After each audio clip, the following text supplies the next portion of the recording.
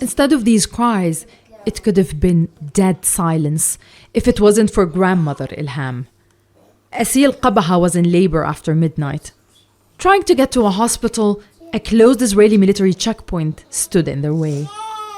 Trapped, Ilham turned the car into a delivery room. I delivered the baby, but the umbilical cord was wrapped around his neck, so I cut it and gave him to his mom to hold. I was embarrassed. A lot of men were around me, but my fear for the baby was stronger. My oxygen levels were dropping, and I didn't want to lose him. This was not Ilham's first checkpoint delivery. It was during the second Palestinian Intifada. A woman was in a car shouting. I delivered the baby, but I can't remember if it was a boy or a girl. Both the mother and baby Shamikh are in good health. But not every story has a positive end. Rula Shteye shows us her daughter's birth certificate. Next to it, a death certificate on the same day in 2003.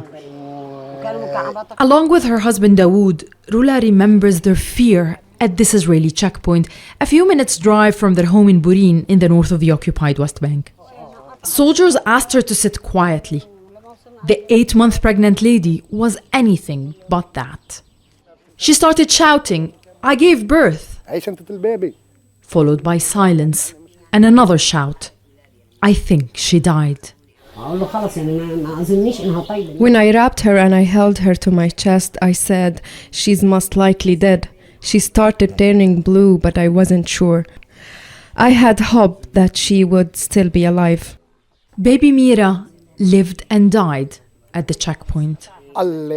I had to cut the umbilical cord with 2 stones. Then they allowed me to take her to the hospital. 3 years later, the couple had another daughter. They named her Mira, too. For many Palestinian women, the journey to motherhood is not always a joyous occasion, but comes with difficulties and obstacles. Just a few hours ago, the Israeli military installed this gate at the entrance to the village. Mothers about to give birth and needing to go to the hospital might not know which gate is open and which one is closed. It was a total closure when 20-year-old Qassam Bakr was born in 2003. He's not sure exactly where, but thinks it's around this area. There was an Israeli checkpoint here, now removed. I had hoped to be the last child to be born at a checkpoint. Look at us now, 20 years later. We hear stories we know too well. His wish is not happening, with baby Shamikh being the last baby we know of born at a checkpoint. Shamikh means standing tall. One day his family hopes he will live up to his name and walk freely in a land with no checkpoints. Nida Ibrahim, Al Jazeera, the occupied West Bank.